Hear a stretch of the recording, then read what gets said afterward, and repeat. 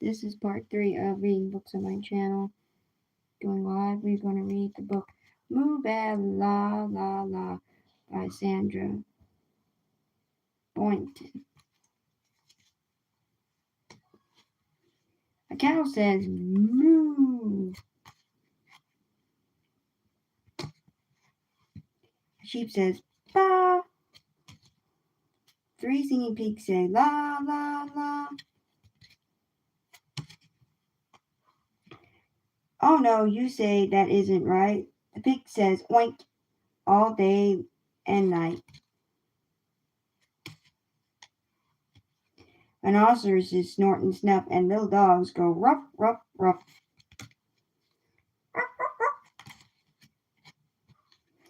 Some other dogs go bow, wow, wow, wow, and cats and kittens say meow.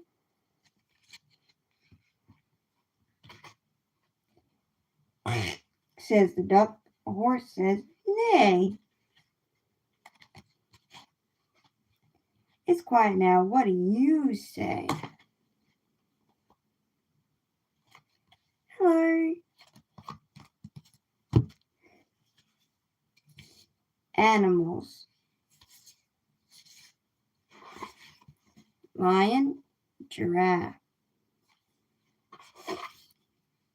Dog, bird. Monkey, rhino. Elephant, snake. Rabbit, cat. The end.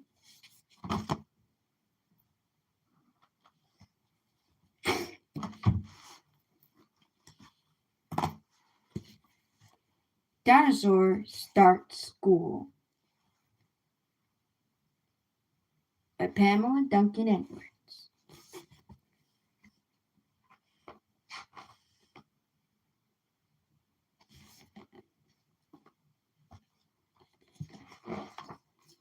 Dinosaur Starts School.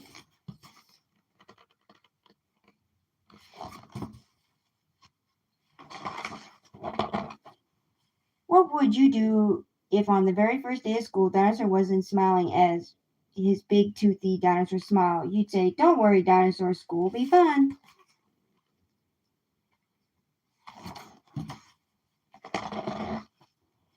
If he stomped his feet and roared his loudest dinosaur roar, roar.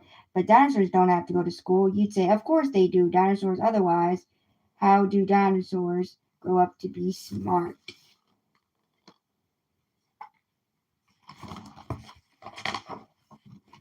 What if you go to the school gates, but Dinosaur wrapped his sharp claws around the fence and said in his timid dinosaur voice, "But it's too big. I'll get lost." You'd say, "Don't be silly. You can't get lost because your classroom is just the right size for dinosaurs."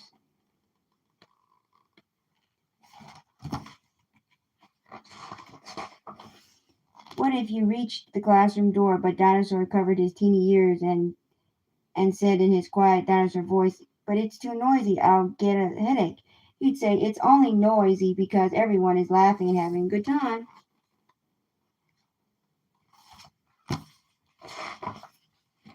What if the teacher asked all the children to say their names? What if Dinosaur turned away and tried to hide under the table? You'd say, "I think you should tell the teacher your name, Dinosaur. She might think you're not here and give someone else your crayons by mistake."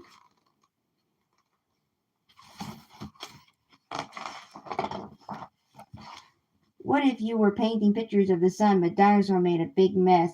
What if his bright dinosaur eyes filled with tears and began to cry? You'd say, "Wow, Dinosaur, you've made sunbeams come out of your sun. I wish I'd thought of that."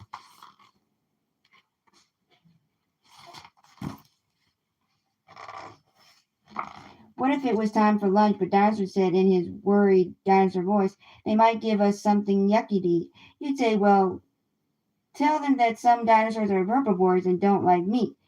Then you can have salad instead of hot dogs."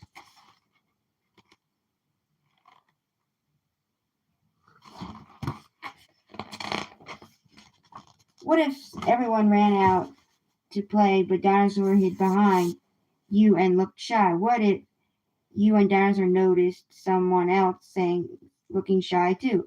I bet Dinosaur would whisper in his gentlest dinosaur voice, want to play on the swings together?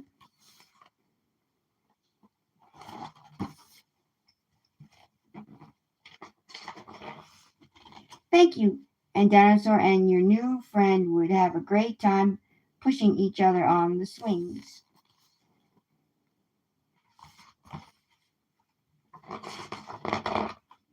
You take turns on the seesaw. You'd build a castle in the sandbox.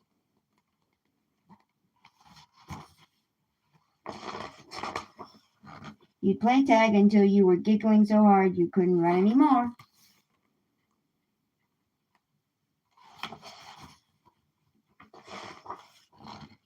What if at the end of the day you said, I told you school was fun, Dinosaur, shall we come back again tomorrow? I bet he'd nod his handsome dinosaur head. Then I bet he'd smile his big toothy dinosaur smile, and I bet that you'd smile right back. The end.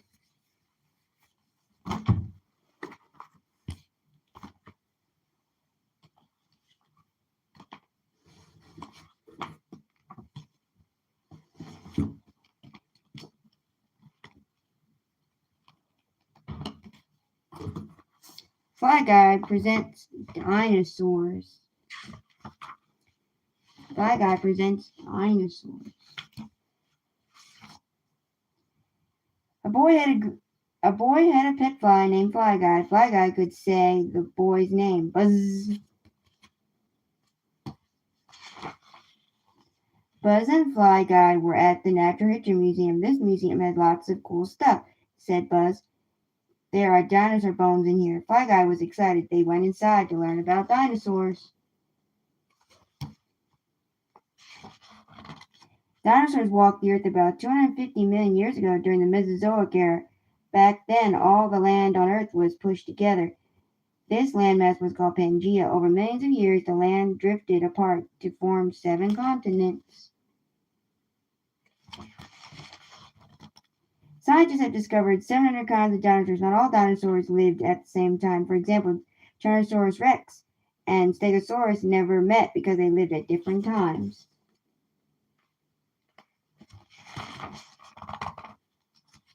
Dinosaurs were reptiles. Reptiles are covered in scales. Other reptiles included crocodiles, lizards, and turtles. Dinosaurs are also closely related to birds. That is because of how their leg bones joined to their hips. All dinosaurs had scales, but some had feathers like birds. Baby dinosaurs hatched from eggs. Some eggs were as big as footballs, others were small. Most dinosaurs were laid in nests on the ground.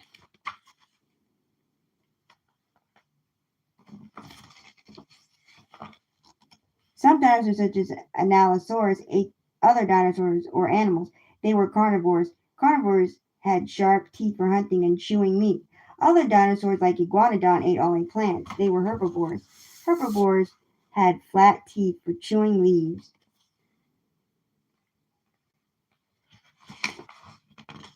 T-Rex was a carnivore. T-Rex had sharp teeth and claws. It could run fast and had a good sense of smell. T-Rex was about 40 feet long. That's as long as a school bus. T-Rex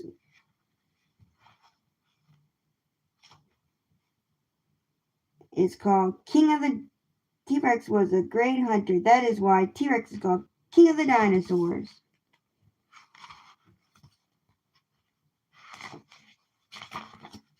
Many dinosaurs including T-Rex Many dinosaurs, including T-Rex, were predators. They hunted other dinosaurs or animals called prey. Dinosaurs had weapons to scare off predators or to hunt prey.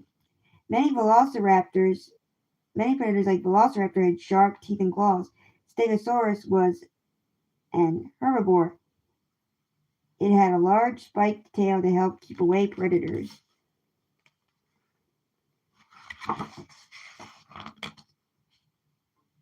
Dinosaurs survived on Earth for a long time, so were they super smart?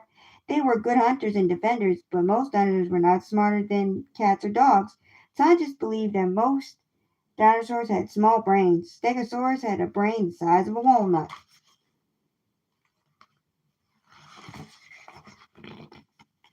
Many reptiles that lived in the Mesozoic era were not dinosaurs. Dinosaurs lived only on land. Petrosaurs were flying reptiles. A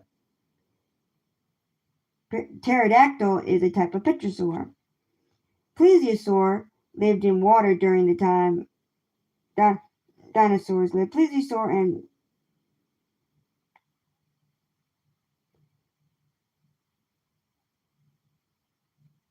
petrosaurs and plesiosaurs were not dinosaurs. Dinosaurs ruled the planet for 165 million years, but about 65 million years ago they all died out or became extinct. Scientists don't know why. Some think a giant meteor hit Earth. Others think an ash cloud from a volcano explosion blocked the sun, leaving the dinosaurs with nothing to eat.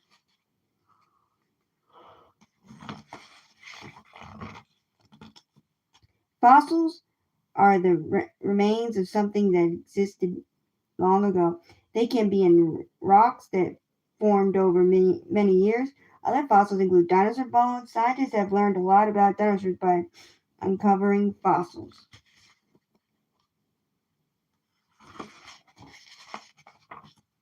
A paleontologist is a scientist who studies the history of life on Earth. Paleontologists go on special trips called digs to look for dinosaur bones. When they find bones, they rebuild the skeleton. Each bone is dug up, then is cleaned. Next, the scientists put the bones together like a very hard puzzle. Paleontologists building a dinosaur skeleton.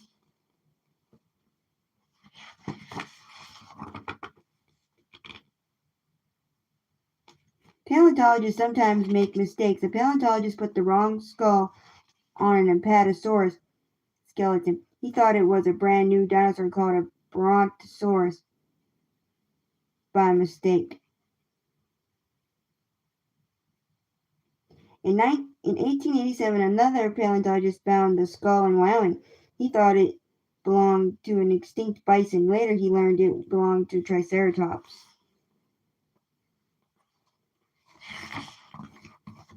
Back at home, Buzz built a skeleton. Dinosaurs are awesome, he said. I can't wait to go on another field trip. The end.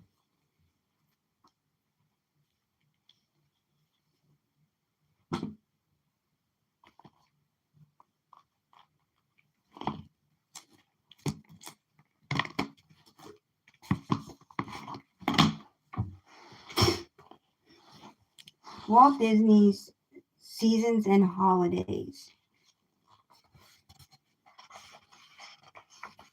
Walt Disney's Seasons and Holidays.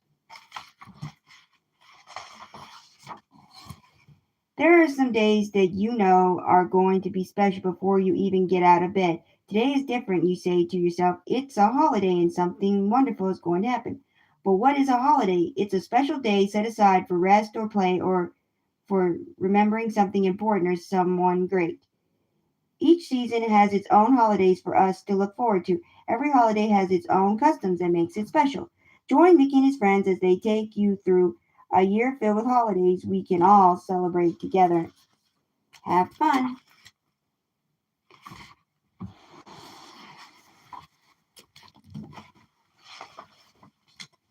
It's New Year's Eve and Mickey is having a party. Minnie, Morty, and Ferdy are helping. Mickey, get ready. Morty and Ferdy are very excited because it is one night that they are allowed to stay up late. Morty is making funny paper hats for guests to wear. Ferdy is cutting colored paper into teeny pieces for confetti. When the clock strikes midnight, they will throw confetti into the air to welcome the new year. Look at the clock, cries Mickey. Let's get out the noisemakers. 10, 9, 8, 7, 6, 5, 4, 3, 2, 1. Everyone counts backwards together. The new year is here, Minnie announces. Happy New Year, everybody cries. New Year's Eve, everybody. On St. Valentine's Day, it's fun to tell people how much we like them. This custom started a long time ago in Rome. The Roman people used to think that there was a god named Cupid, a chubby little fellow with wings. According to the old Roman stories, Cupid would fly around shooting arrows into people's hearts. These arrows were soft, like magic feathers. They didn't hurt at all, but were they powerful? Anyone who was shot by Cupid would fall in love instantly. Is that why Goofy is trying on those wings? Doesn't he look funny? Watch out for Cupid, Mickey. Too late. That must be why Mickey is decorating his Valentine with all those hearts. But Mickey has signed it. Guess who? Do you think Minnie will be able to guess who sent it? Valentine's Day.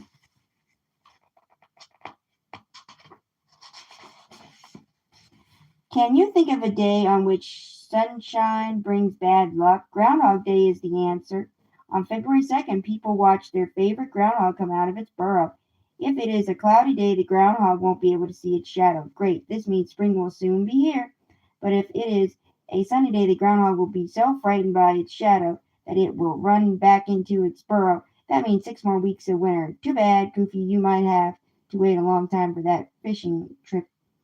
February is a month for special birthdays. Every year in February, we celebrate a holiday called President's Day in honor of all our presidents. On this day, we especially remember the birthdays of two of our favorite presidents, George Washington and Abraham Lincoln. The weather is finally getting warmer. There are days when you don't need a coat, but the trees get new ones just the same in the shades of green, yellow, pink, and white. Spring is here. Every spring, Grandma Duck invites Donald's nephews to see the new baby animals on her farm and to help her plant her garden. This year, the boys can't wait to get home to plant a garden of their own. First, they turn over the earth to make the ground soft. They bury seeds in the dirt. Soon they will be picking their very first flowers and vegetables.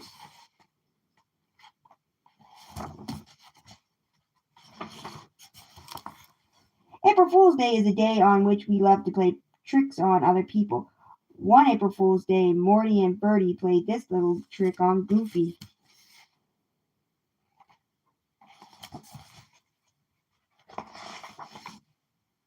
Morty and Bertie are having a great time decorating Easter eggs. Each egg is special. Some have stripes, others have polka dots, and one has zigzags, and another has stripes and dots on it. The Easter Bunny came just last night and left baskets full of chocolate bunnies and jelly beans. The Easter Bunny loves to hide eggs in secret places. Who found a funny surprise at the Easter egg hunt? Watch out, Grandma. The Blue Jay thinks that your new Easter bonnet would make a great place to lay her eggs. Easter. It's Mother's Day. Huey, Dewey, and Louie are planning a surprise for Grandma Duck. She's a wonderful grandma, and boy, can she cook. The boys have decided to give her car a good clean. See how happy Grandma Duck looks? Just her car hasn't been this clean since the last rainstorm, and as a reward, she baked a special apple pie. Yum! For Father's Day, Morty and Bertie would like to show Mickey how much they love him. Mickey is their uncle, but he's just like a father to them. He takes them places and never really gets angry at them, even when they're a little naughty. You made my day, said Mickey. I couldn't ask for nicer nephews.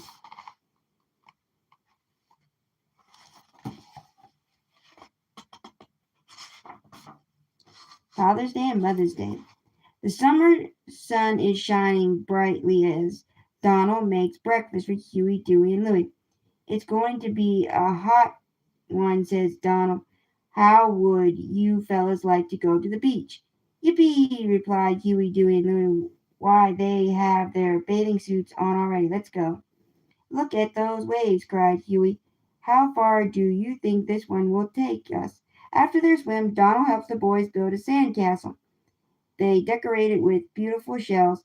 This is the best one we've ever made, said Dewey. I wish we could take it home with us, said Louie. We'll have to settle for a picture, Donald answers, but we'll come back soon and make another one.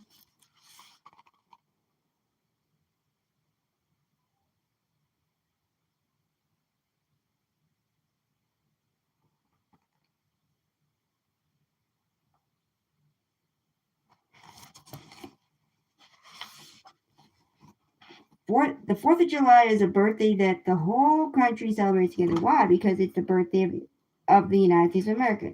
Instead of presidents, instead of presents, people make lovely floats to show off in a big parade. Instead of cake and candles, fireworks light up the sky. Every 4th of July, Mickey has a barbecue. He invites all his friends over for a grand outdoor fest. When it gets dark, everyone will go to the park to watch the fireworks from the top of a hill. 4th of July. School has been out for less than a month. Mickey hears Morty say to Ferdy, "It's nothing. There's nothing to do around here. Let's have a picnic," says Mickey. "We'll go to the lake and pack an extra special lunch." "This lunch is terrific," says Morty. "The ants seem to think so too," chuckles Ferdy. "What do you want to do now, boys?" "I want to take a boat ride and do a little water skiing," says Morty. "We could play catch," says Ferdy. "There's so much to do, Uncle Mickey. Help us decide what to do first."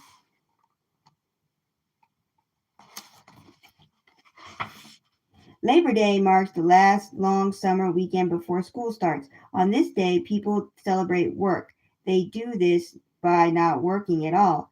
On Labor Day, Mickey and his friends visit the county fair.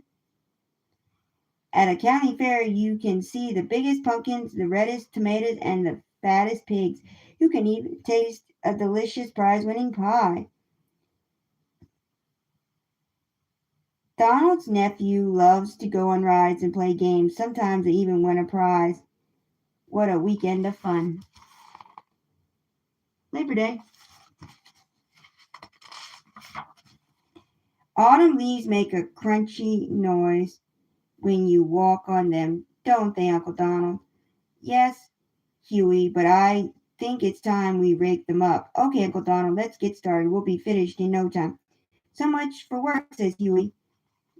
How about having some fun? Don't worry, Uncle Donald, we'll clean them all up again. It's pumpkin picking time again, said Mickey and the gang. It's pumpkin picking time again, and Mickey and the gang are off to Grandma Duck's farm to pick out their pumpkins. Grandma Duck has invited them all to go on a old-fashioned hayride. They'll sip cider, sing songs, and enjoy the crisp autumn air. Long ago in England, people believed in ghosts, witches, elves, goblins, and all kinds of spooky creatures. So they so they dressed up in scary costumes to protect themselves. After all, what ghost would harm another ghost?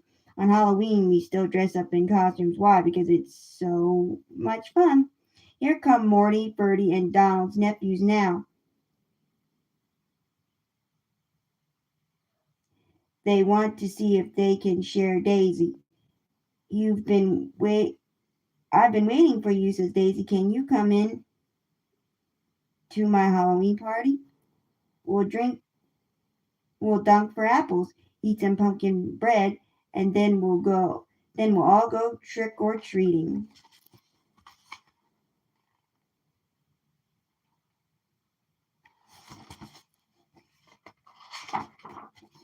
When pilgrims first came to America, they had nowhere to live and nowhere to buy food. So they had to build homes and grow food to eat. They were lucky that the friendly Indians helped them. Imagine how happy the pilgrims were to see their first crop of corn growing so high. They decided to celebrate with a big feast. The Indians brought food and taught them how to pop corn. They were there were so much there was so much food, so much company, so much to be thankful for. This was the first Thanksgiving. Many of the foods we serve today at Thanksgiving were eaten at the first Thanksgiving. Turkey, cranberry, squash, corn, pumpkin pies. Don't you love Thanksgiving?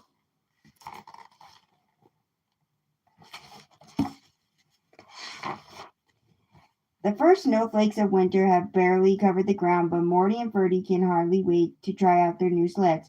Last one down is a rotten egg, yells Ferdy. Donald is having much fun making snow sculptures. Won't Daisy be surprised to see herself standing in Donald's front yard? Huey, Dewey, and Louie are going north with their Uncle Donald for a winter vacation. Since it's a good sugaring weather, Since it is good sugaring weather, everyone is going to make maple syrup. First, they gather sap from trees. First, they gather sap from the trees.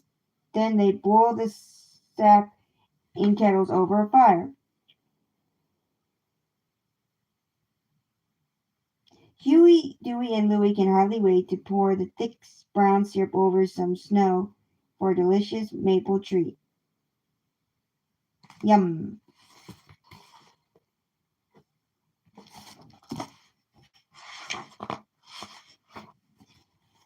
For Mickey, skiing is the best thing about winter. He is an expert skier and a very patient teacher. Soon, Morty and Ferdy are skiing down the high mountain slopes with their Uncle Mickey.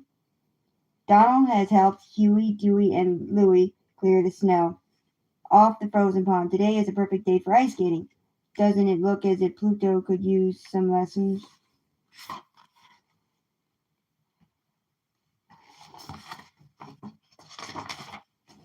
There's a special feeling in the air. Sparkling decorations, candy canes, and sounds of carols and sleigh bells all tell us that Christmas is on its way. Best of all, Santa's coming. He's worked all year to make toys for the boys and girls he loves to surprise. Now, now his sleigh is packed in just a short time. He'll be flying from roof to roof. Before Santa comes, there's so much to do. There's presents to wrap, cookies to bake, and houses to dress up in its Christmas colors. I'll put some holly over this window, says Huey. I'll hang the wreath on the front door, adds Dewey. Let's not forget to hang our stockings by the fire, Louie reminds them.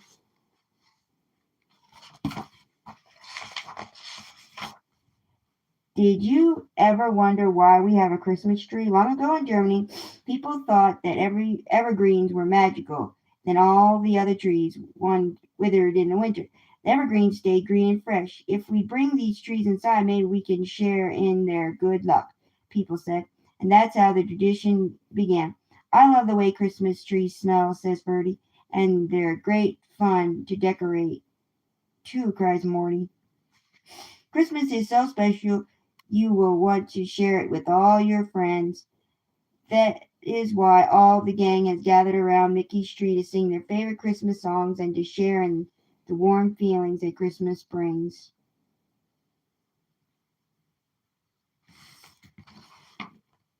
The end.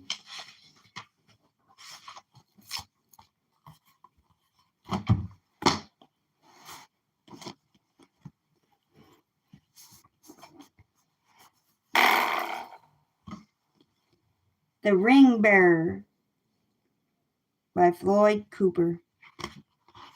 The Ring Bearer. Mama is having a wedding and Jackson is worried. What will it be like to call Bill Dad and share stuff with Sophie, his new little sister? Things won't be the same around here anymore. Jackson has an important job at the wedding. He's not sure he can do it. Jackson's job is to take care of the rings. Bill walks by, pinching his hanky at the middle.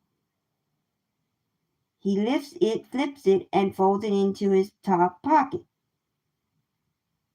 to sit like a pet bird. Jackson giggles, but he's still nervous. Mama's having a wedding and Jackson has to carry the rings down the aisle.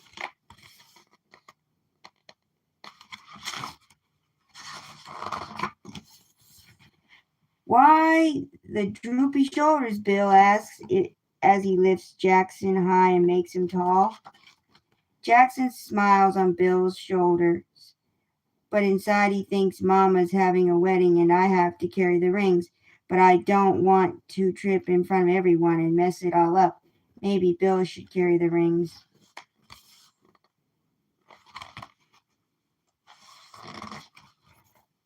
Tall Jackson walks over to little Sophie, who is busy counting flowers. Sophie has an important job too.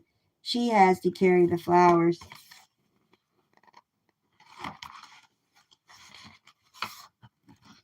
Grandpa helps them practice, shows them how to walk down the aisle slow and steady. That way you won't trip, Grandpa says. Grandpop says, like he knows just what's in Jackson's heart. But Jackson is worried anyway.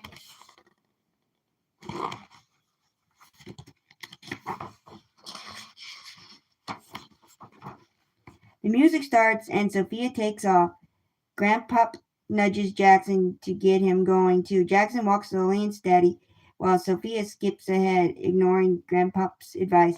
Mama's having a wedding and Jackson has an important job to do, and no matter what Sophia does, he will not trip down the aisle.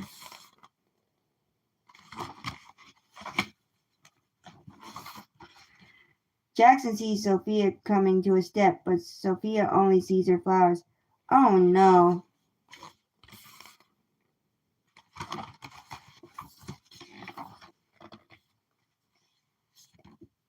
Jackson rushes to Sophia just as she trips on the step and catches her before she falls.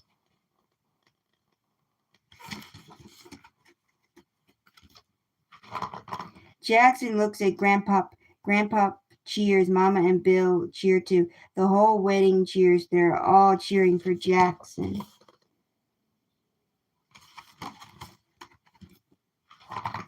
Sophie smiles and grabs Jackson's hand. They walk together slowly and steady the rest of the way.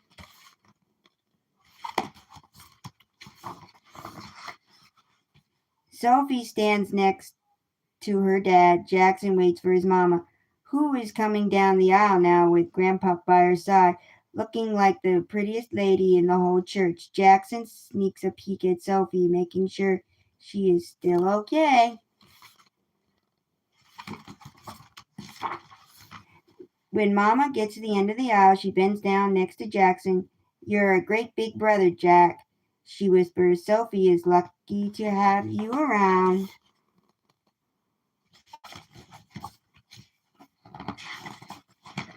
Looking at Mama and Sophie, Bill and Grandpa, Jackson is not worried anymore. He's not nervous when he reaches into his pocket for the rings. He's not nervous when he gives them to Mama and Bill. And when the preacher finally says, you're all a family now, Jackson knows deep in his heart that he doesn't have to be so nervous about important jobs. And he definitely doesn't have to be nervous about being a big brother. Mama got married and Jackson handled his job just right. The end.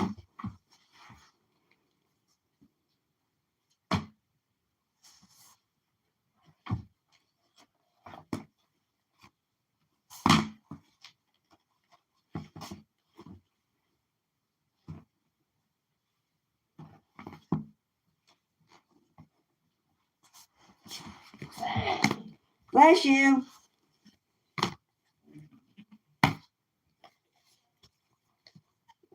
Wherever you are, my love will find you.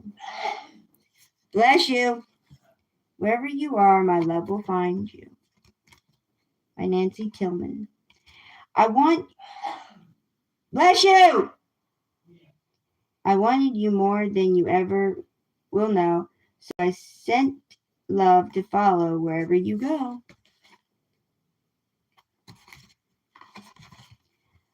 It's high as you wish it. It's quick as an elf. You'll never outgrow it. It stretches itself. Bless you. So climb any mountain. Climb up to the sky. My love will find you. My love can fly. Make a big splash, go out on a limb. My love will find you, my love can swim. Bless you! It never gets lost, never fades, never ends. If you're working or playing or sitting with friends, bless you! You can dance till you're dizzy, paint till you're blue. There's no place, not one, that my love can't find you. And if someday you're lonely or someday you're sad or you strike out at a baseball game or think you've been bad, just lift up your face, feel the wind in your hair. That's me, my sweet baby, my love is right there. In the green of the grasses, in the smell of the sea, the clouds floating by at the top of a tree, and the sound crickets make at the end of the day. You are loved, you are loved, you are loved, they all say. My love is so high and so wide and so deep, it's always right there, even when you're asleep. So hold your head high and don't be afraid to march to the front of your own parade. If you're still my small babe, or you're all the way grown, my promise to you is you're never alone. You're my angel, my darling, my star, and my love will find you wherever you go. The end.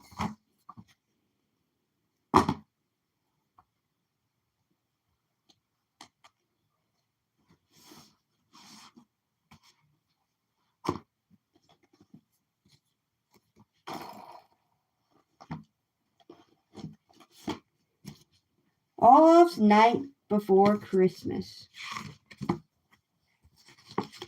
Olaf's Night Before Christmas. Olaf's Night Before Christmas. 'Twas the night before Christmas, and all through the house not a creature was stirring, not even a mouse. Stockings were hung by the chimney, but why? Had they gotten too wet? Were they left there to dry?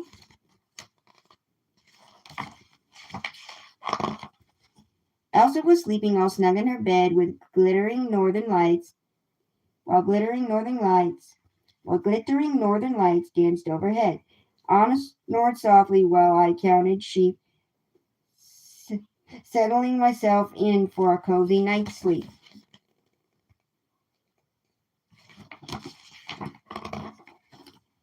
When out on the fjord there arose such a clatter, I sprang from my bed to see what was the matter. Away to the window I tumbled and rolled. I pushed out the shutters, and brrr, was it cold. A full moon was out, and it lit up the night, while snow flurries made the world sparkly and white.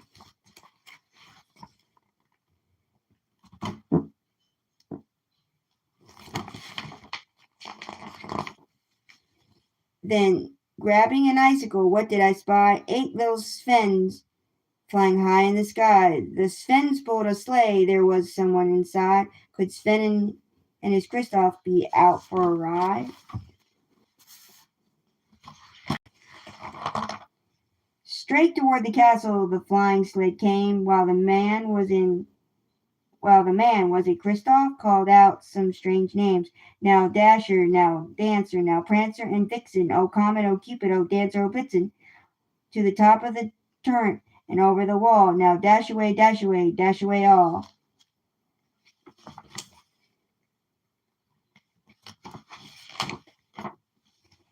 He sounded so funny. Who was that big guy? What was a turret, and how could Svens fly?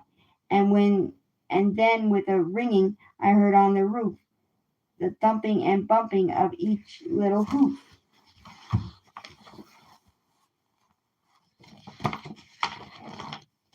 Then from behind me there came a strange sound. The whole chimney shook as 2 feet hit the ground. His boots were all black, his pants were red, but where was the rest of him? Where was his head?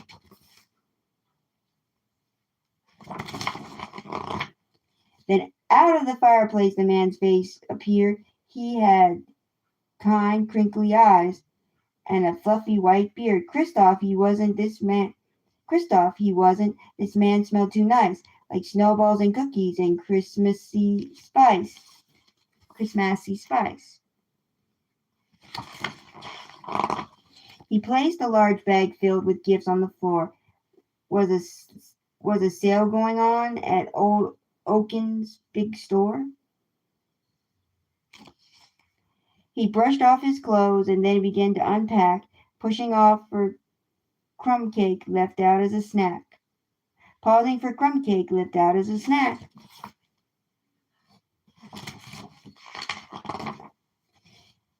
This stranger had presents for Anna and Sven and for Christoph and for Elsa, for all of my friends.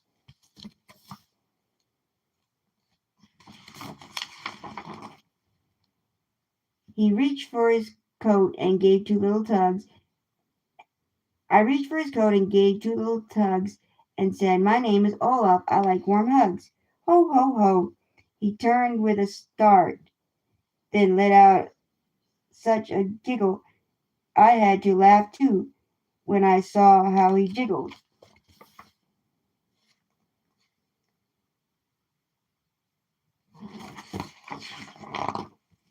He gave me a hug, such a wonderful gift. Then he rose up the chimney, all lovely and swift. I heard him call out as he flew out of sight, "Merry Christmas to all, and all a good night."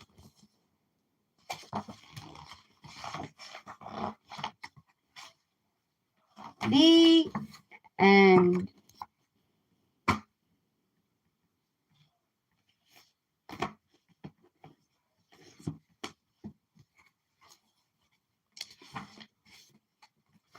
Alice in Wonderland.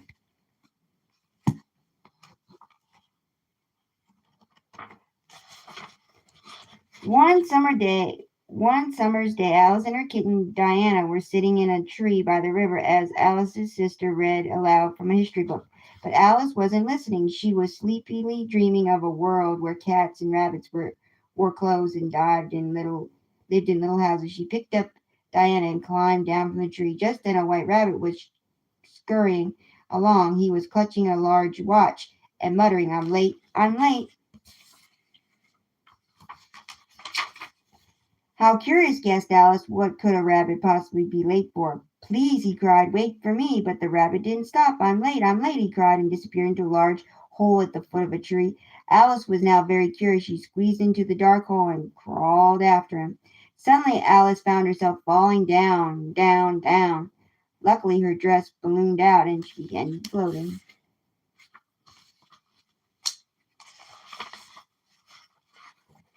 When she landed gently at the bottom, the white rabbit was just disappearing down a hallway through a teeny door. "Wait!" cried Alice, chasing after him.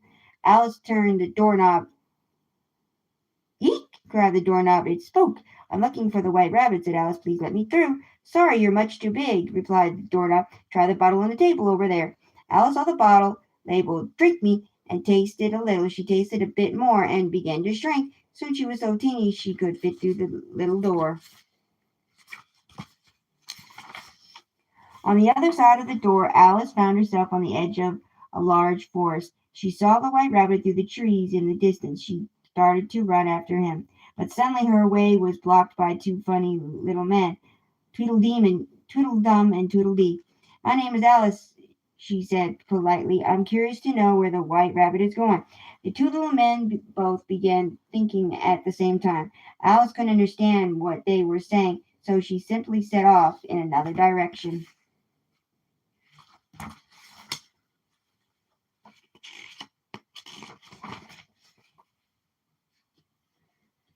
Walking along, Alice heard singing. She turned to see two eyes with a toothy smile.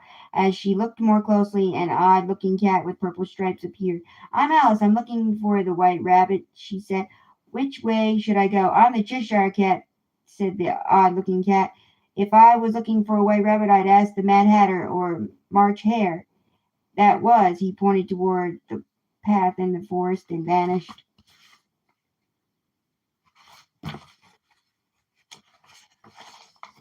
So Alice followed the path and soon heard the Mad Hatter and the March Hare singing. They were having tea at a big table set with many places. We're having an unbirthday party, said Mad Hatter. We own we own we have only one birthday a year, so there are 364 unbirthdays. The March Hatter asked Alice where she had come from. It all started when I was sitting with Diana, my cat, Alice began.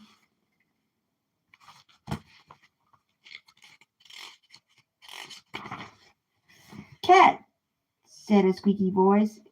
A dormouse jumped out of a teapot, ran around the table. Catch him, called the Hatter. No time, I'm late, cried the White Rabbit, magically appearing. Wait, shouted Alice, but the White Rabbit was gone.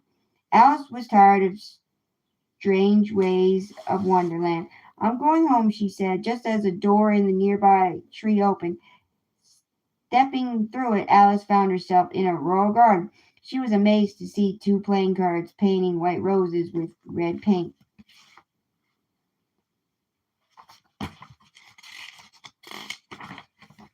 And there was a white rabbit announcing the Queen of Hearts. The Queen walked right up to Alice and said, Do you play croquet? Yes, Your Majesty, Alice said. Then let the game begin. Alice had never seen such a curious croquet game before. The balls were hedgehogs and the mallets were flamingos. As the Queen was about to take a shot with her flamingo, the Cheshire Cat appeared. The Queen's flamingo panicked and confused. The Queen lost her balance and fell over. She was furious. Off with her head, she yelled at Alice. Shouldn't I have a trial first? Alice said.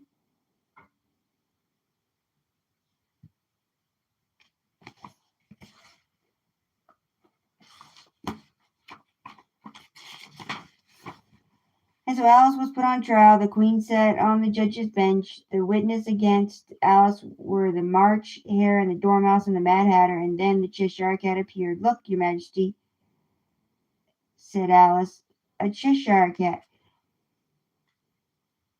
Immediately the Dormouse jumped out of the teapot. He ran up and down the courtroom, squeaking. Everyone chased after him.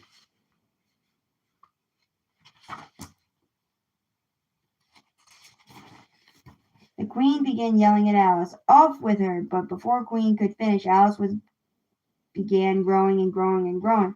Everyone was terrified. You don't frighten me, said Alice. You're just a bad tempered old queen. No sooner had Alice spoken than she felt herself shrinking again. Now, what were you saying, my dear? Asked the Queen. Alice fled the courtroom.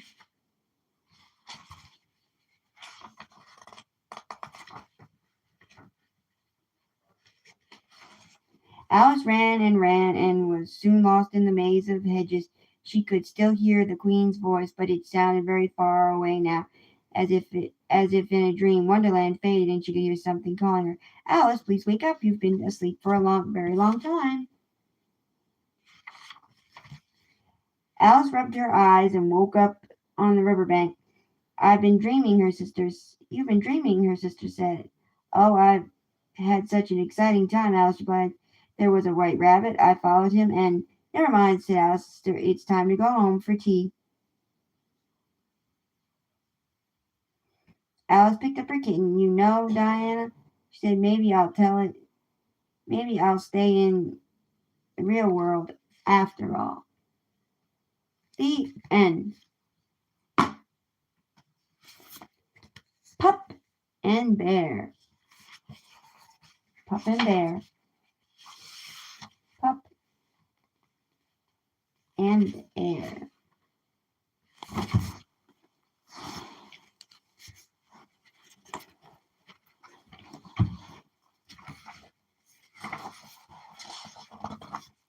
Whoosh. When the great gray owl swooped down, screeching, woof, woo, woo, the Arctic wolves knew that the big freeze was on its way.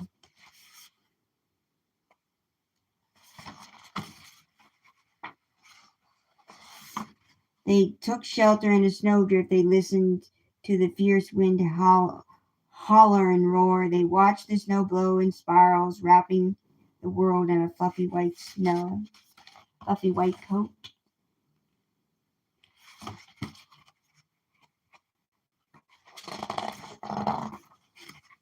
But then the wind's bitter cold breath turned warm, and the sun appeared. The big melt came, and one lone pup found itself on a sheet of ice, spinning out to sea.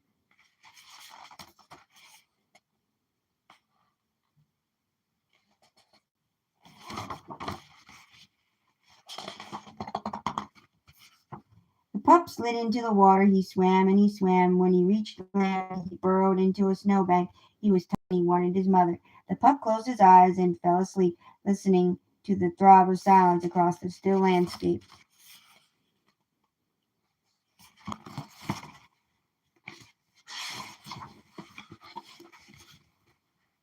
He woke to the feel of a cold nose against his fur. The smell was familiar. It was a polar bear.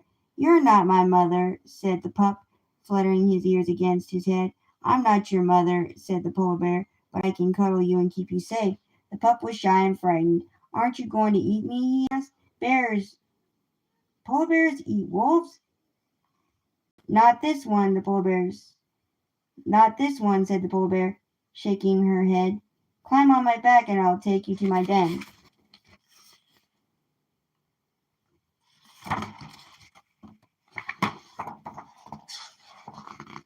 The pup stretched a paw forward continuously.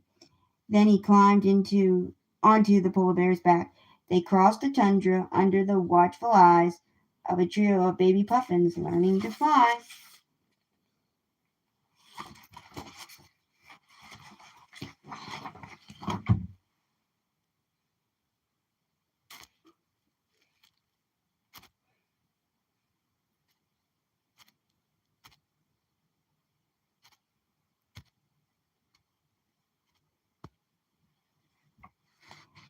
Back at the den, the polar bear licked and cleaned the pup. "I'm not your mother," she said, "but I can feed you and keep you warm." The next day they set off across the wintry tundra.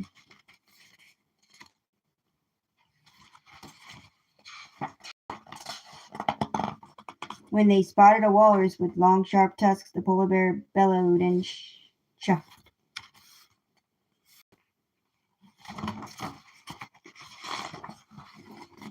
"Where are we going?" asked the pup as they neared the water. "I'm not your mother," said the polar bear, "but I can show you where to catch fish." They passed a snow goose perched on a nest of eggs. They sniffed the trail of a seal as he tried to outsmart them. Then they stopped at the water's edge where the fish and the went in wondrous.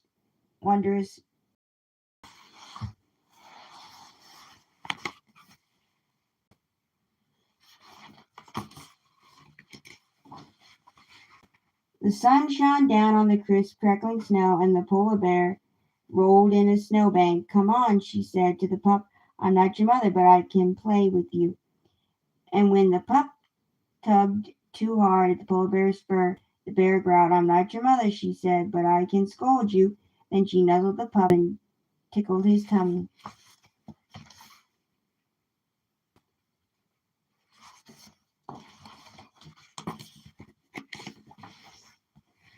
Tired at last, the pup curled up against the bear. They napped, listening to the wind whimper and sigh.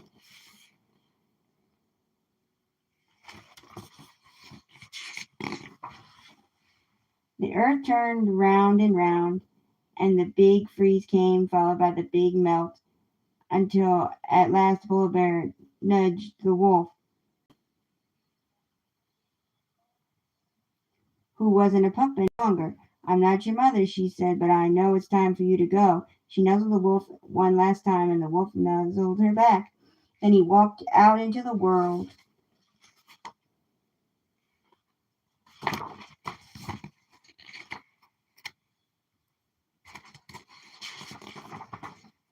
Wolf howled to the midnight sun, which glowed on the horizon where day ended and night began. He was answered by the cry of another wolf. Soon he was leading his own pack across the frozen tundra.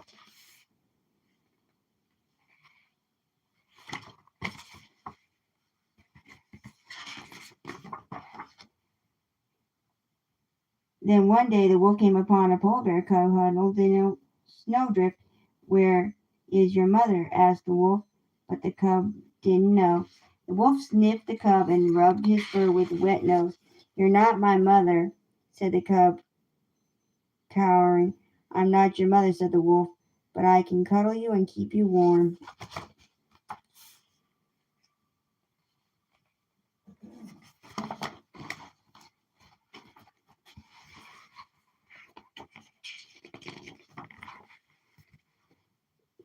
"Aren't you going to eat me?" asked the cub. "Wolves eat polar bears?" "Not this one," said the wolf, shaking his head. "Climb on my back and I'll take you to my den." Polar bear climbed onto the wolf's back. "I'm not your mother," said the wolf, "but you can stay with me until you're big enough to be on your own."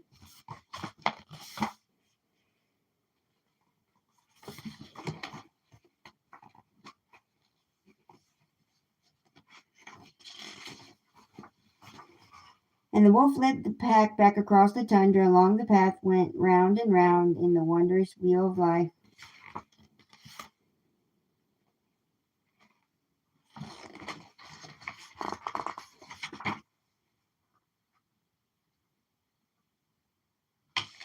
The end.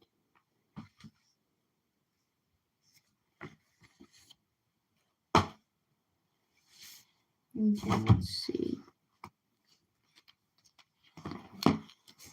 Bunny Built by Michael Slack.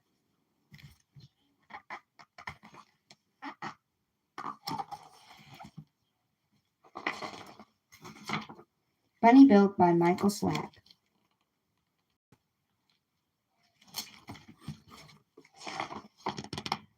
LaRue was the handiest bunny in Westmore Oaks. He had everything an industrious bunny could ever need.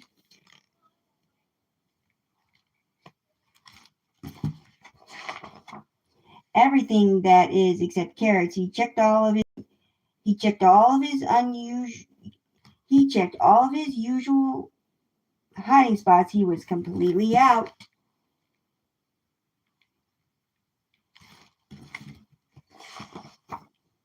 So off he went to find some. Toot toot. He stopped to ask Stella, "Do you have any carrots?" "Afraid not. They were swept away when the wind blew down my house."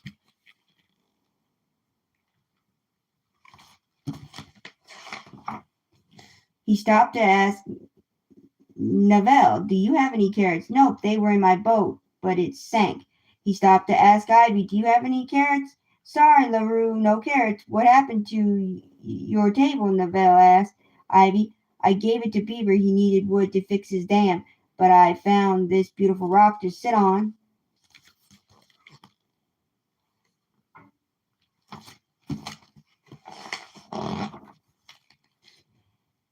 "This is not a rock. It smells like carrots." "Maybe it's a seed," LaRue said. Everyone chuckled. Everyone had an idea. "You can have it," LaRue said Ivy.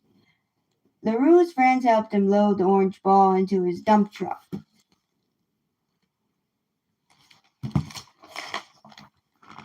When he got home, LaRue went straight to work. He dug, he dumped, and he dozed, and he dowsed. He waited.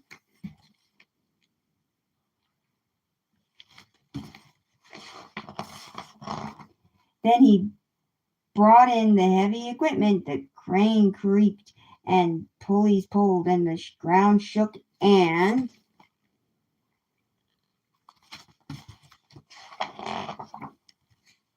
out popped an enormous carrot.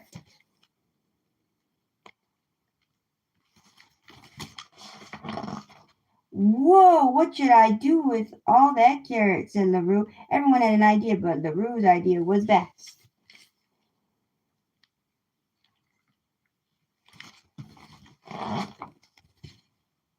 After his friend left, LaRue heaved the carrot into the mill. It buzzed and whirled, and cutting the enormous carrot into lumber. Carrot lumber. LaRue put on his tool belt and went straight to work. First, he built a house.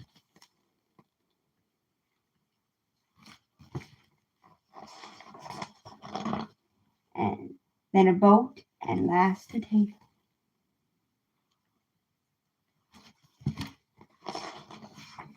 He loaded them onto his big rig and off he went. Toot toot!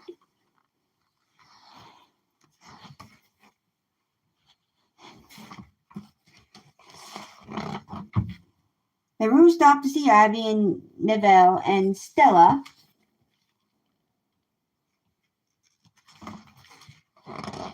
And then LaRue found a peaceful spot to eat the last teeny piece of enormous carrot.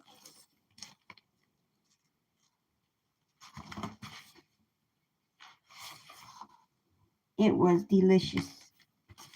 The end. Let's see.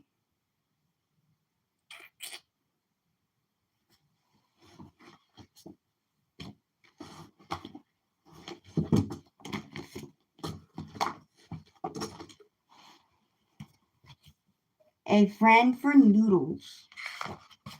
A friend for noodles. A friend for noodles. I love fall, says Noodles. There's so much to do. Hello, Fall, says Noodles. Do you want to play? Noodles runs after the leaves.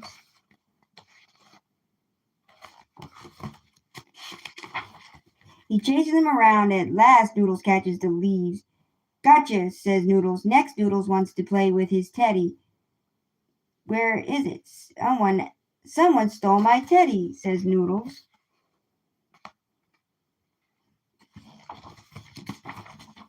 Noodles notices some fresh tracks. They are not his tracks. I will find my teddy, says Noodles. Noodles follows the tracks into the woods. They lead to a big dark hole, but Noodles is not scared.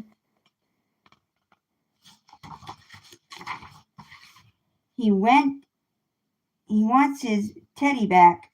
Noodles creeps into the hole. There is his teddy, and there is a small fox. You took my teddy, says Noodles. The fox looks sad.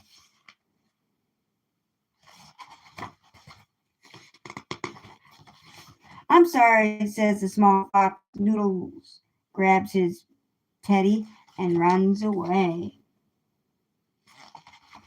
Noodles brings his teddy home. He is happy he found his teddy, but Noodles is sad when he thinks about the small fox. Maybe the fox is lonely, says Noodles. That's why he took my teddy. I know what I'll do, says Noodles. Noodles jumps up and runs back into the woods. Noodles creeps into the hole. Do you want to play hide and seek? He asks the small fox. Yes, says the small fox. The fox smiles. Let's go, says Noodles. They run into a pumpkin patch. Noodles hides behind a big pumpkin. The small fox hides behind a small pumpkin. Hide and seek is fun. Now Noodles and the small fox are hungry. I know where to go, says Noodles.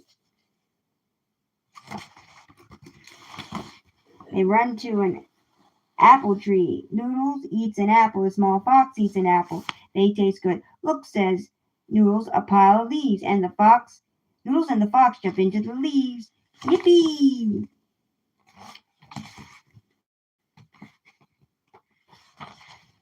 The leaves dance in the wind, and Noodles and the small fox love to feel the wild wind. I love fall, says the small fox. Me too, says Noodles.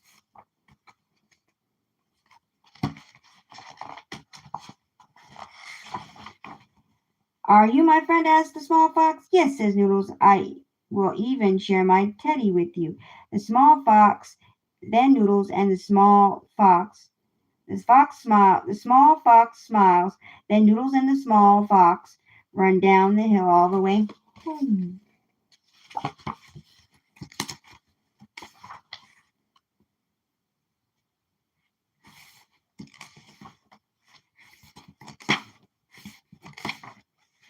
The end.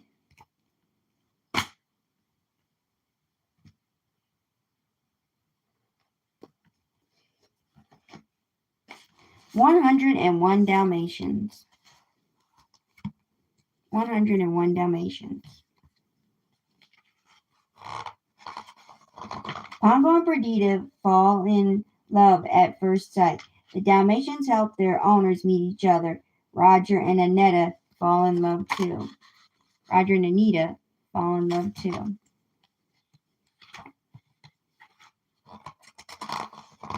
Soon the Dalmatians are expecting puppies. A very scary woman named Cruella de Vil hears the news and decides that she must have the puppies. 15 spotted puppies arrive. Cruella offers to buy them, but Roger tells her the Dalmatians are not for sale.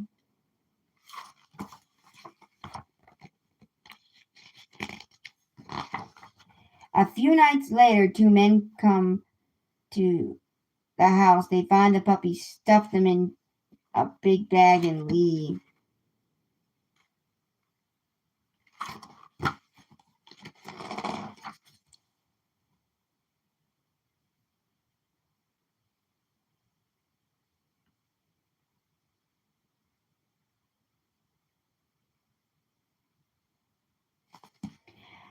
Pablo and Perdita spread the news at a nearby farm. The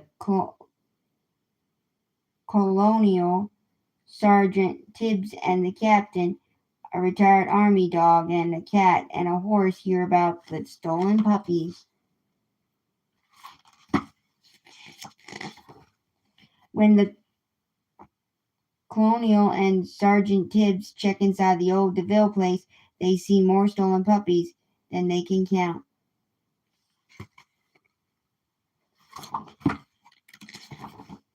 Cruella DeVille wants to make coats out of the puppies, but Sergeant Tibbs helps the young Dalmatians escape.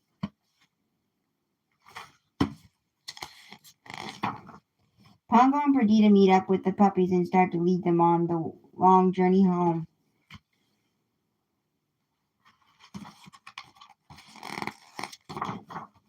The next day, a Labrador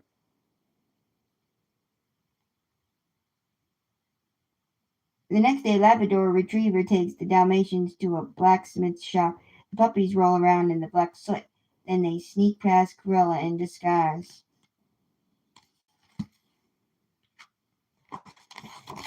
Pongo and Perdita arrive home with all the stolen puppies. Annetta thinks there must be 101, counts Roger. Why, we'll have a Dalmatian plantation. The end.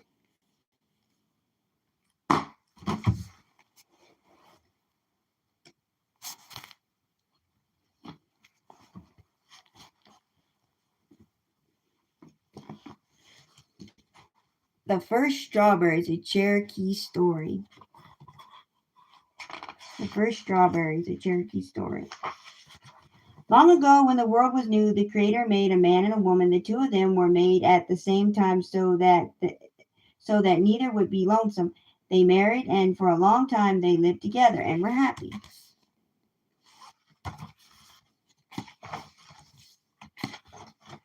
Then one afternoon the man came home from hunting and found that the woman had not yet begun to prepare their meal. Instead, she was out picking flowers.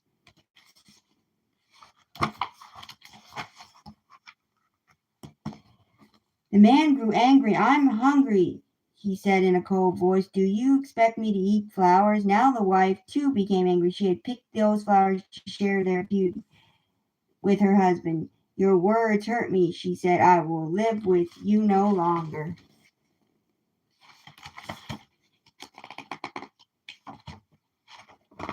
She turned to the west and began to walk toward the sun. Her husband followed, but her steps were too quick.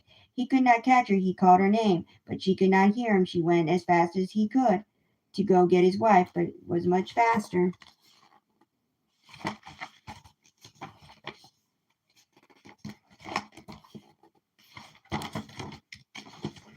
The sun watched as the husband followed her. The sun saw how sorry the man was and took pity on him.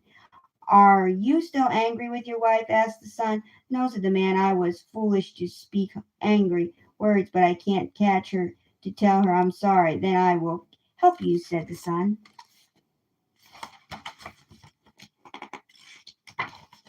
The sun shone its light down on earth in front of the woman. Where its light shone, raspberries grew up. The berries were ripe and looked good to eat.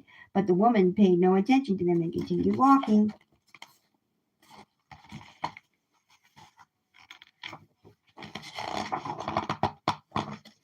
The sun tried again. It shone down and blueberries grew. Brightly. They glistened brightly in the sunlight, but the woman paid no attention to them. She only walked on toward the west, leaving her husband farther behind. Now the sun tried a third time where its beams touched the earth. Blackberries grew up. They were dark and plump, but the woman's anger was too great, and she did not see them. At last the sun tried its hardest. It shone its light down in the grass right in front of the woman's feet, and strawberries ripened. They glowed like fire in the grass, and the woman had to stop when she saw them in front of her.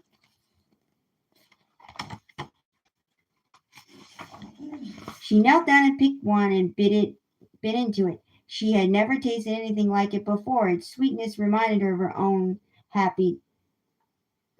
how happy she and her husband had been together before they quarreled. I must gather some of its fruit for my husband, she said, and she began to pick the berries. She was still picking them when the man caught up to her.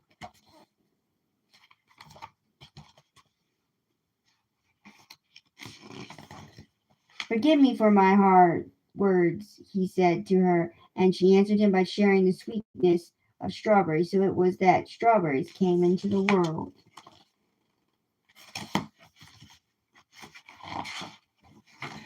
To this day, when the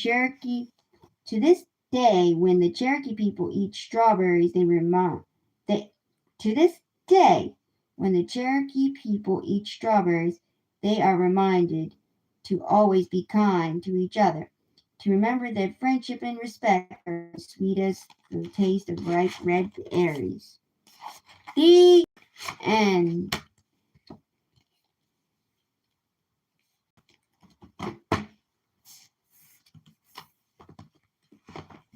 The Little Engine That Could by Watney Piper. Little Engine That Could. Chug, chug, chug, puff, puff, puff, ding, dong, ding, dong. The little train rumbled over the track. She was a happy little train. For she had such a jolly load to carry. Her cars were full of good things for boys and girls. There were toy animals, giraffes with long necks, teddy bears with almost no necks at all, and even a baby elephant. Then there were dolls with blue eyes and yellow curls, dolls with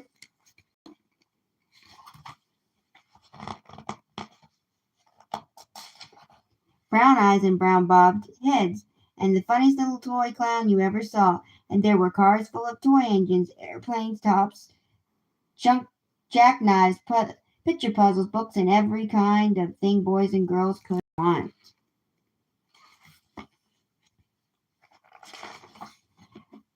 But that was not all. Some of the cars were filled with all sorts of good things for boys and girls to eat. Big golden oranges and red cheeked apples, for bottles of creamy milk for their breakfasts, for spinach for their dinners, peppermint drops, and lollipops for after meal treats.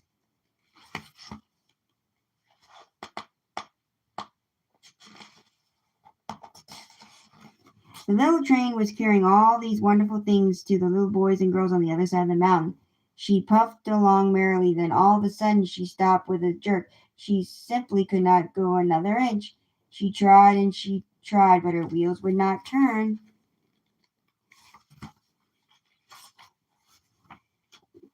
What were all those good little boys and girls on the other side of the mountain along going to do without the wonderful toys to play with and the good things and the good food to eat?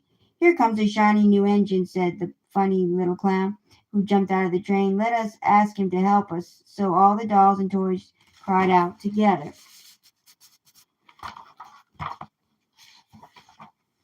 Please, shiny new engine, won't you please pull our train over the mountain?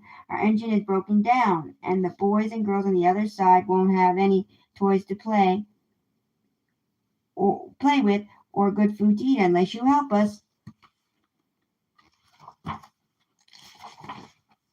But the shiny new engine snorted. I pull you. I'm a passenger engine. I have just carried a fine big train over the mountain with more cars than you ever dreamed of. My train has sleeping cars with comfortable beaters, a dining car, waiters, bringing whatever hungry people want to eat, and parlor cars in which people sit in soft armchairs and look out of a big plate glass windows. I pull the likes of you indeed not, and off.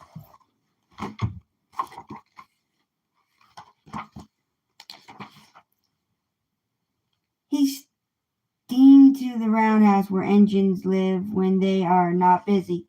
How sad the little train and all the dolls and toys felt. Then the little clown called out, "The passenger engine is not the only one in the world. Here's another engine coming, a great big strong one. Let us ask him to help us." The little toy clown waved his flag, and the big strong engine came to a stop. "Please, oh please, oh please, big engine," cried all the dolls and toys together. "Won't you please pull our train over the mountain? Our engine has broken down." And the little good boys and girls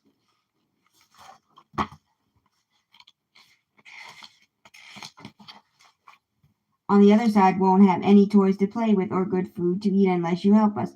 But the big strong engine bellowed, "I'm a freight engine. I have just pulled a big train load with big matches over the mountain. Those matches print books and newspaper for grown-ups to read. I'm a very important engine. Indeed, I won't pull the likes of you." And the freight train puffed off.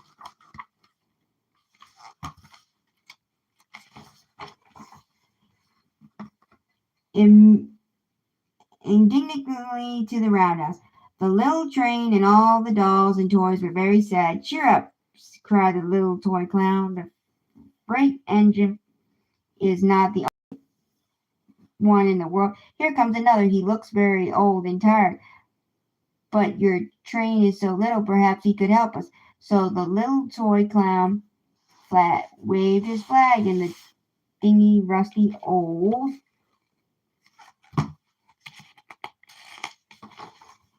engine stopped. "Please, kind engine," cried all the dolls and toys together. "Won't you please pull our train over the mountain? Our engine has broken down, and the boys and girls on the other side won't have any toys to play with or good food to eat unless you help us."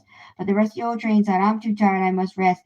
For my weary wheels, I can't pull even so little a train as yours ever over the mountain. I cannot, I cannot, I cannot."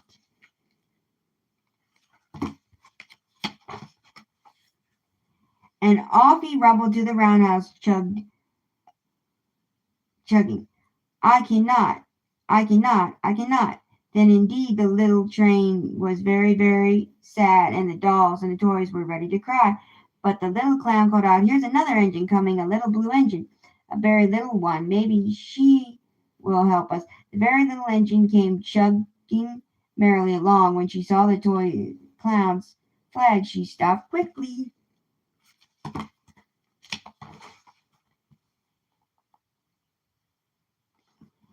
"What is the matter, my friend?" she asked kindly. "Oh, little blue engine," cried the dolls and toys, "will you pull us over the mountain? Our engine is broken down.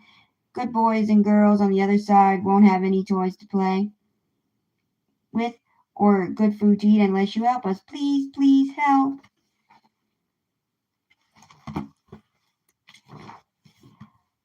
us." "Little blue engine, I'm not very big," said little blue engine. "They use me only for switching trains in the yard. I have never been over the mountain. But we must get over the mountain before the children awake." And all the dolls and toys, said all the dolls and toys. The very little engine looked up and saw the tears in the dolls' eyes, and of she thought of the good little boys and girls on the other side of the mountain who would not have any toys or good food unless she helped. Then she said, I think I can. I think I can. And she hitched herself to the little train. She tugged and pulled, and she tugged and pulled and pulled and tugged, and slowly, slowly, slowly, slowly, slowly, slowly, they started off. The, the toy clown jumped aboard, and all the dolls and all the animals began to smile and cheer. Puff, puff, chug, chug, went the little blue engine. I think I can, I think I can, I think I can, I think I can, I think I can, I think I can. I think I can, I think I can, I think I can, I think I can. Up, up, up, faster and faster and faster and faster the little engine climbed until they reached the top of the mountain. Down in the valley lay the city. Hurry, hurry, cried the funny little clown, and all the dolls and toys, the good little boys and girls in the city will be happy because they helped us, because you helped us. Little kind little engine.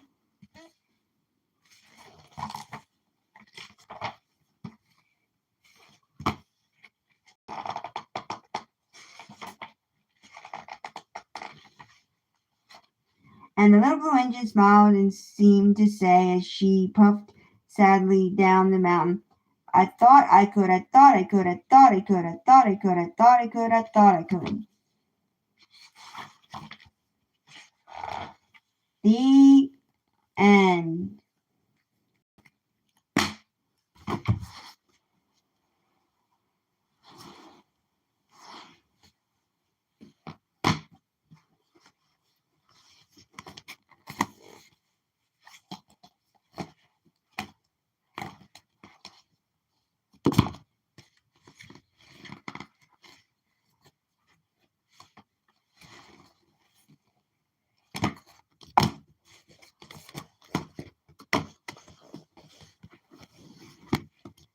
Little Owl's Love.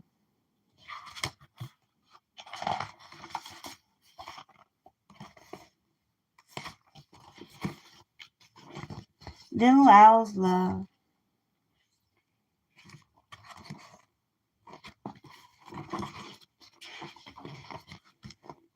Gliding along in the quiet night, Little Owl heard a snuffling sound.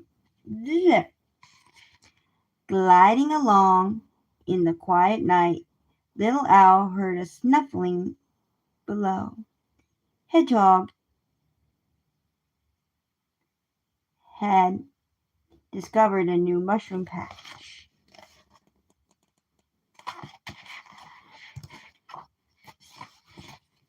Don't you love finding mushrooms? Hedgehog squeaked. It always feels like such a surprise. Little Owl loved surprises, but he'd never paid much attention to mushrooms.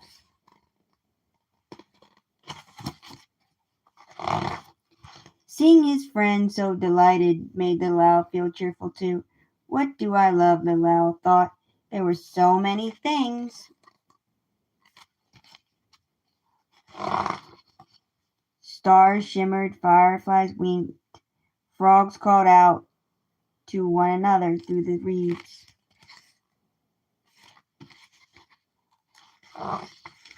Grumbling cave rumbled softly with echoing snores. Sweet dreams, Little Owl whispered. He hoped Bear had heard.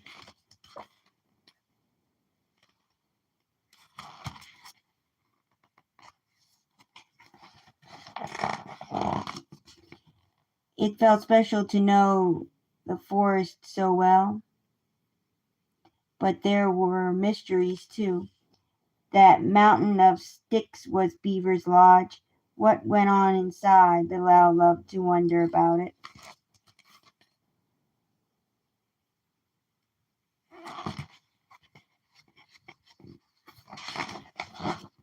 Something curious caught Little Owl's eyes.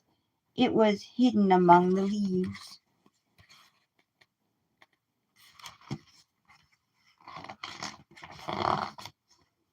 Butterflies. The closer Little Owl looked, the more he found to love.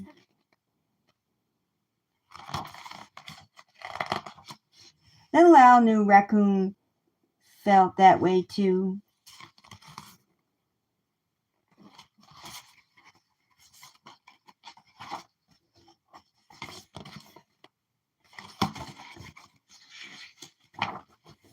What do you love? Little Owl asked. Raccoon about it. I love chasing moths with you.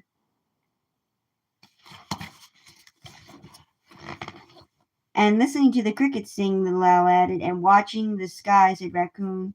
We love a lot, don't we? And Little Owl thought how he loved the world. We.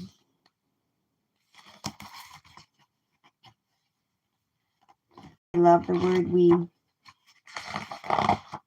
Little Owl wasn't tired at all. He felt he could fly forever. Sometimes maybe he would see just how far. He rushed home to tell Mama.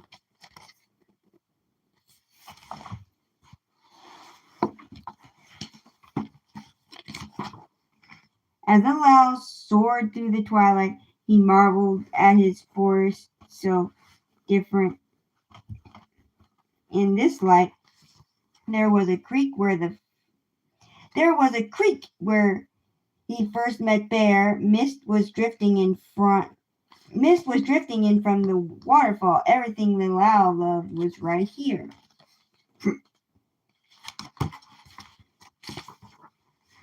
At his tree, Little Owl noticed a flurry of mushrooms.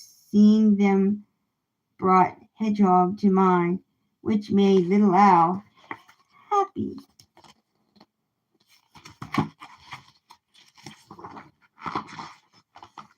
Mama, Little Owl said, I love finding mushrooms. Don't you? The end.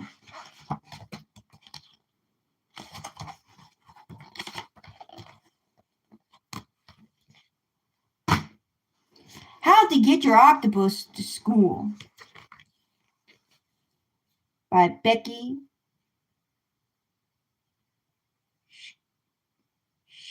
Scharnhorst.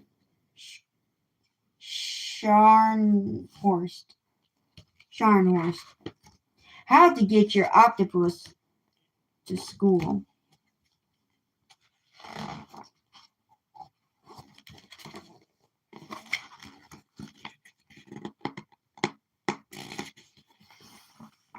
Getting your octopus to school won't be easy. Congratulations, it's time for your octopus to start school.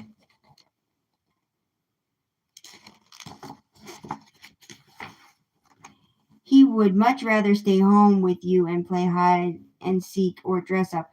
Would you know your octopus will love school if he gives it a chance? And you'll tell him that as soon as you can find him. Uh-oh, where'd octopus go?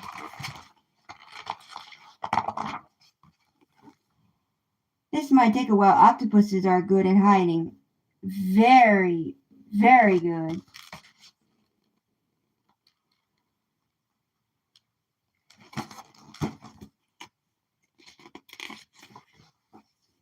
After you find him, give him a hug and assure him that school will be fun.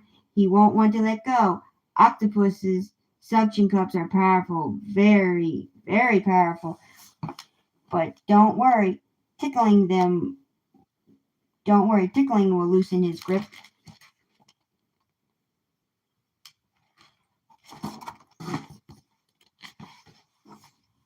Once he lets go, you'll have to help him get dressed. Encourage your octopus to pick something fun for his first day. You'll need some extra time because he'll want to try on lots of different outfits.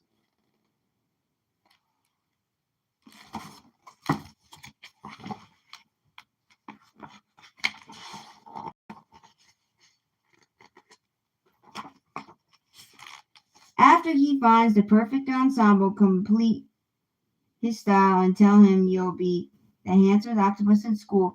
But be careful, hearing the word school might make him nervous. And when octopuses are nervous,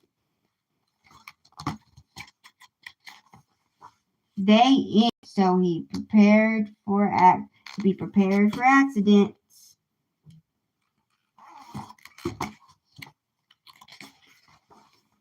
After you get him cleaned up, it'll be time for breakfast. Don't turn your back on him while you're spreading the mystery musk on toast.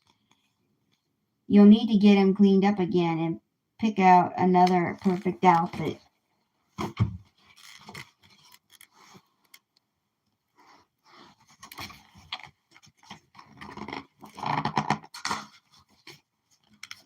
Then you'll have to finish breakfast quickly. Whatever you do, don't mention all the new octopuses you'll be meeting. Your octopus is terribly shy, and this will make him even more nervous. He may even get away and slip through a teeny tiny hole to hide.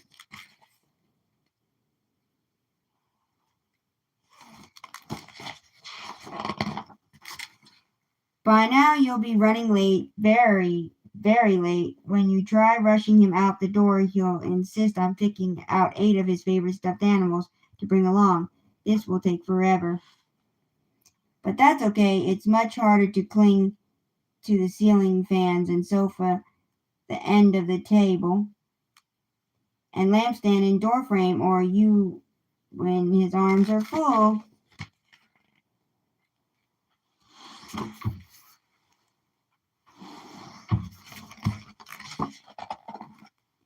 When you finally arrive at school, you'll probably be exhausted, but your octopus will be excited.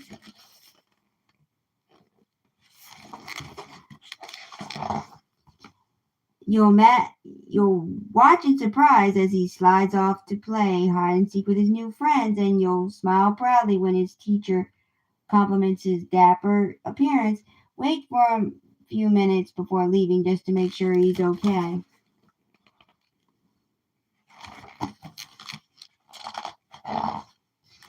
Then, when your octopus rushes out of the classroom to give you one last hug goodbye,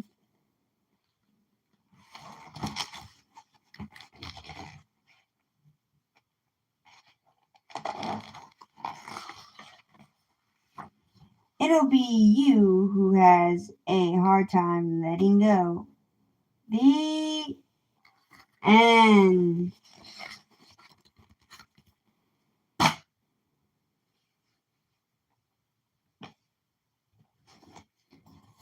Construction site Spring Delight. As great big trucks began their day, warm sunshine melts the snow away. The cold gray days have finally passed. Hooray, how spring is here at last. The trucks start work. As they do, they find springtime surprises too. Skid steers pushing with her blade. Cement mixer pours concrete he's made. Side by side they're working strong as robins sing a springtime song.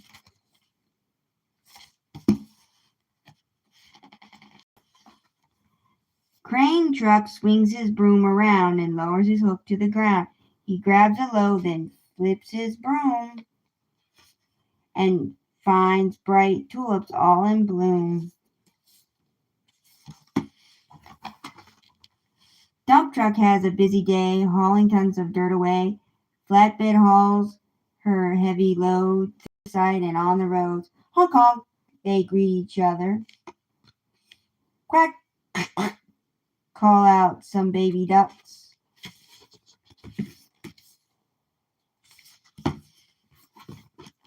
Excavator does a spin, he raves, he's ready to begin. He digs right in, dirt starts to fly. 2 little lambs look on nearby.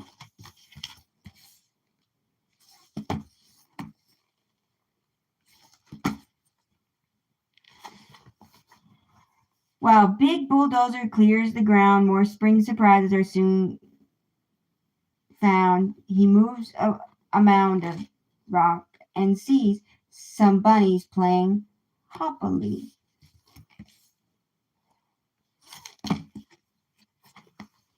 When work is finished for the day, the trucks ask their new friends to stay. There's more big surprises.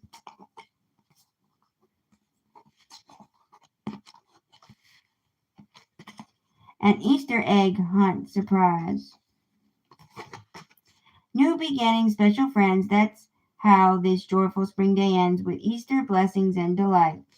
Happy spring, construction site. The end.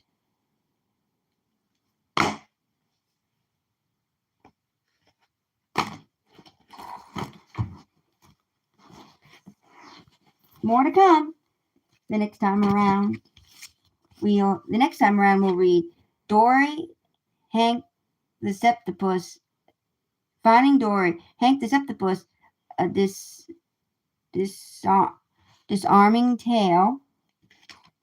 We'll read Paddington at the Seaside, Paddington's Prize Picture, Curious George discovers plants, Curious George discovers the ocean, Curious George discovers the seasons, Curious George discovers the space, Curious George discovers the stars. Then we'll read Jungle Book, Celebrating Holidays, Easter, The Mitten, Ruby Goldberg's Simple Normal Humdrum School Day, Sophia's Masterpiece, The Tale of the Dark Crystal, The Story of the Leprechaun, Construction Site Road Crew Coming Together, Dinosaurs, Sea Monsters of Long Ago,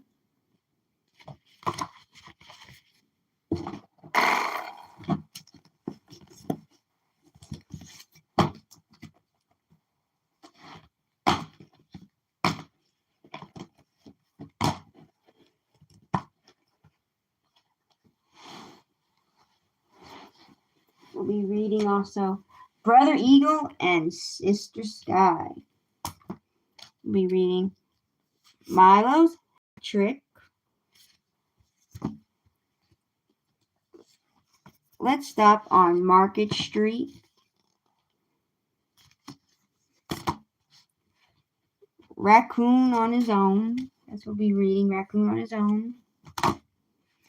This beach is loud. That's what we'll be reading. Little Excavator. And Rain Drops to Rainbows. So those are the books we'll be reading next time when we do a live. Bye for now.